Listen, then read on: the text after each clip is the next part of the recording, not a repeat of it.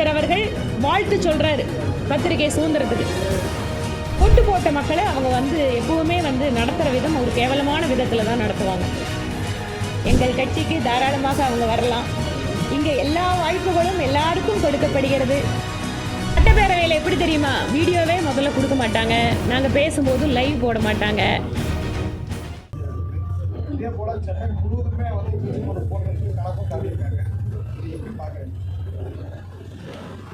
Bleaching powder சரியான தரத்தில் தான் இருக்கா, இல்லை வெறுமனே வெள்ளை கலரில் ஏதோ ஒரு பவுடர் கொண்டு வந்து தூவிட்டு போகிறாங்களா அப்படிங்கிறத அந்த மக்கள் ஈஸியாக கண்டுபிடிக்க முடியும். ஏன்னா அதனோட ஸ்மெல்லோ இல்லை அது பயன்படுத்தக்கூடிய விதத்தை வச்சு.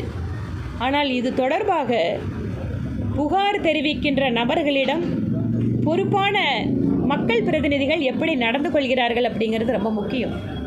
ஒரு குற்றச்சாட்டு சொல்கிறோம் அப்படின்னு சொன்னால் அது குறித்து ஆராய வேண்டிய அதிகாரிகளோ அல்லது மக்கள் பிரதிநிதிகள் அது குறித்து தங்களுடைய ஒரு ஏளனமான கருத்தை பதிவிடுவது என்பது இது முதல் முறையல்ல. திராவிட முன்னேற்றக் கழகத்தினுடைய நிறைய மக்கள் பிரதிநிதிகளை பார்த்தீங்கன்னா, அமைச்சர்கள் முதல் கொண்டு ஓட்டு போட்ட மக்களை அவங்க எப்பவுமே நடத்துகிற விதம் ஒரு கேவலமான விதத்தில் தான் நடத்துவாங்க. அதனால் ப்ளீச்சிங் பவுடர் விஷயத்தில் உடனடியாக அரசு அதற்கு தகுந்த விளக்கம் அளிக்கும் என நான் எதிர்பார்க்கிறேன்.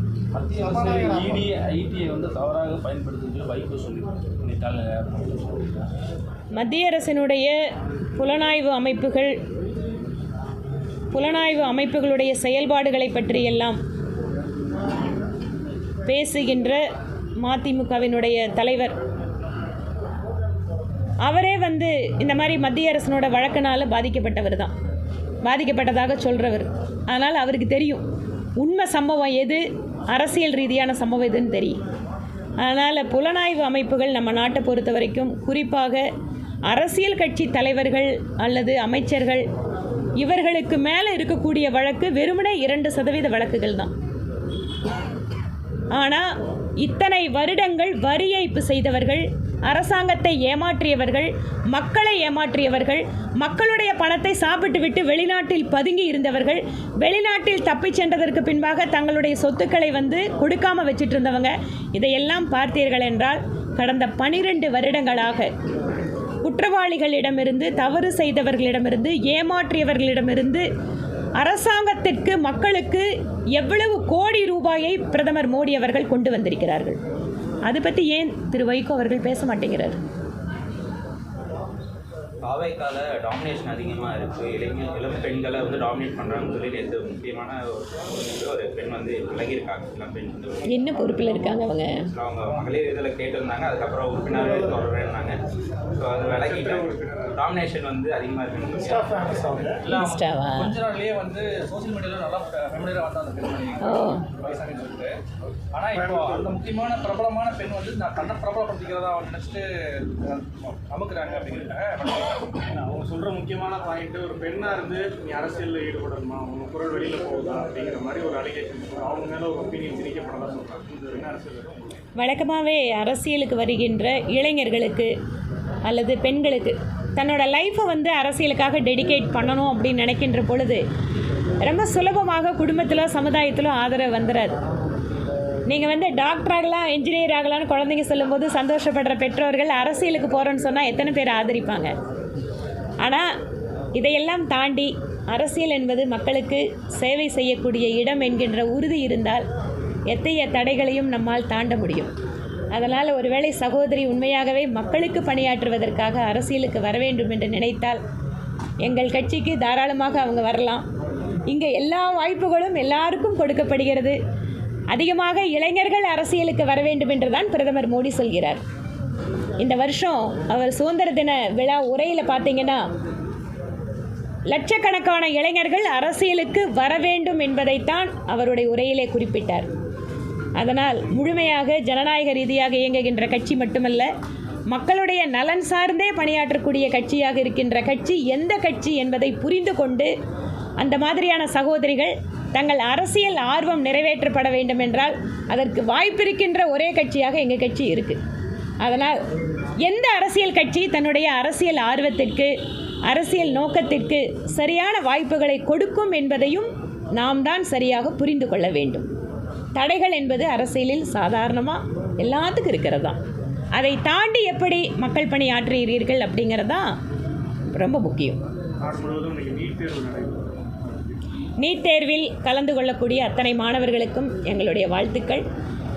தமிழகத்தை பொறுத்தவரை நீட் தேர்வுக்கு எதிராக ஆளும் கட்சி எவ்வளவோ முயற்சிகள் செய்தாலும் கூட ஒவ்வொரு வருடமும் நீட் எழுதுகின்ற மாணவர்கள் தமிழகத்தில் அதிகரித்து கொண்டிருக்கிறார்கள். அதே போல தேர்ச்சி விகிதமும் அதிகரித்து கொண்டிருக்கிறது. இந்த நீட் என்பது இப்போது மக்களாலும் மாணவர்களாலும் ஏற்றுக்கொள்ளப்பட்ட ஒன்று. எதற்காக என்றால் சாதாரணமான ஏழை எளிய மக்கள் தங்களுடைய மருத்துவர் கனவை நிறைவேற்றுவதற்கு நீட் என்பது ஒரு வரப்பிரசாதமாக இருக்கிறது. அரசு பள்ளி மாணவர்கள் மிகுந்த ஏழை பின்புலத்தை கொண்டவர்களாக இருக்கவங்க கூட இன்றைக்கு மருத்துவக் கல்லூரிக்கு செல்ல முடிகிறது என்றால் அது நீட் என்கின்ற தேர்வின் வாயிலாக. சபாநாயகர் அப்பாவோட விவகாரம் பார்த்தீங்கன்னா பெருசாக போயிடுது. மக்கள் பிரதிநிதிகள் யாரையும் பேச விடல. ஒரு சில வரிகளுக்கிட்ட பதிலும் சொல்லணும், கேள்வியும் கேட்கணும்னு சொல்லி ரொம்ப டாமினேட் பண்ணுற மாதிரி இருக்குது. தொடர்ந்து அந்த காட்சிகள் சமூக வலைதளங்களில் பரவிட்டு. பரவாயில்ல, அந்த காட்சியெல்லாம் வெளியில் கொடுக்குறாங்களா? எங்களுக்கு சட்டப்பேரவையில் எப்படி தெரியுமா, வீடியோவே முதல்ல கொடுக்க மாட்டாங்க, நாங்கள் பேசும்போது லைவ் போட மாட்டாங்க. அதுக்கப்புறம் அந்த வீடியோ நான் என்ன சொல்கிறேன், அரசியல் ரீதியாக ஆளுங்கட்சிக்கு எதிராக நான் கருத்து வைக்கிறேன், நீங்கள் அதை கூட கட் பண்ணிக்கோங்க. நான் உங்ககிட்ட மத பயங்கரவாதத்தை பற்றி நான் சட்டப்பேரவையில் பேசினேன், அந்த வீடியோ இது வரைக்கும் எனக்கு கிடைக்கல. சரி, அதைவாது வச்சுக்கோங்க. தொகுதி மக்களுக்கு தொகுதியோட பிரச்சனைகளை பேசுகிற வீடியோ கூட கொடுக்க மாட்டேங்கிறாங்க. இப்போ நான் ஒரு ஏரியாவுக்கு போனேன்னா அம்மன் குளத்தில் 600 பேருக்கு பட்டா ரெடி பண்ணி வச்சுட்டு 4 வருஷமாக பட்டா கொடுக்க மாட்டேங்கிறாங்க. இந்த பிரச்சனைகளை நான் பேசுகிறத அந்த வீடியோ கொடுத்தா மக்கள்கிட்ட வந்து அம்மா உங்களுக்காக பேசினேன், ஐயா உங்களுக்காக பேசினேன்னு சொல்லலாம். இதுதானங்க ஒரு எம்எல்ஏ கேட்கணும். இதையும் கூட கொடுக்க மாட்டேங்கிறாங்க. ஆனால் நேற்று பாருங்கள், உங்களுக்கெல்லாம் வாழ்த்து தெரிவிச்சிருக்காரு நம்முடைய மாண்புமிகு முதலமைச்சர். பத்திரிகை சுதந்திர நாள் வாழ்த்துக்கள். என்ன கொடுமை பாருங்க, இந்தியா சர்வதேச அரங்கில் பத்திரிகை சுதந்திரத்தில் கீழே போயிடுச்சுன்னு பேசுகிறாரு. தமிழ்நாடு எந்த நிலைமையிலங்க இருக்குது? ஜனநாயக நாடு, யார் யாருக்கு வேணாலும் எதிராக கருத்து சொல்லலாம். தப்பாக கருத்து இருந்தால் வழக்கு போடுங்க. ஆனால் கருத்து சொன்னவங்களுக்கு எதிராக வெடிய குண்டர்களை மாதிரி கைது செய்து தூக்கிட்டு போகிறது. அதே போல் யூடியூபர்கள் யாராவது வந்து ஆளுங்கட்சிக்கு எதிராக பேசுனா அவங்க வீட்டில் கொண்டு போய் சாக்கடையை கொட்டுறது, இதெல்லாம் கண்ணு முன்னால் நடக்கிறத தெரிஞ்சிட்டு முதலமைச்சர் அவர்கள் பத்திரிகை சுதந்திர கருத்து சுதந்திர நாள் அப்படின்னு அவர் ஒரு வாழ்த்து சொல்கிறாருன்னா எந்த அளவுக்கு இவர்களுக்கு சொல்லுக்கும் செயலுக்கும் சம்மந்தம் இருக்குங்கிறத நம்ம புரிஞ்சுக்கலாம். அதே சமயம் ஒரு யூடியூபர் வந்து காஷ்மீர் பயங்கரவாதத்தில் பாஜக நிர்வாகிக்கு தொடர்ந்து தவறான தகவல் தொடர்பு பாஜக புகார் கொடுத்தாங்க. அது இதுவரை எந்த நடவடிக்கை எடுக்க மாட்டாங்க. அதாவது முதலமைச்சர் அவர்களை, துணை முதலமைச்சர் அவர்களை அல்லது ஆளுகின்ற அரசாங்கத்தை எதிர்த்து பதிவிட்டால் உடனடியாக பாயக்கூடிய காவல்துறை, பிரதமர் மோடி, உள்துறை அமைச்சர், இந்திய அரசாங்கம், அதுக்கும் மேலே நம்முடைய இந்திய இராணுவம் இவர்களை பற்றியெல்லாம் கேவலமாக பதிவு பண்ணியிருக்காங்கன்னு சொல்லி புகார் கொடுத்தால் கூட நடவடிக்கை எடுக்கிறது.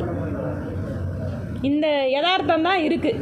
ஆனால் இதையெல்லாம் மறைத்து விட்டு முதலமைச்சர் அவர்கள் வாழ்த்து சொல்கிறாரு பத்திரிகை சுதந்திரத்துக்கு. நன்றிங்க.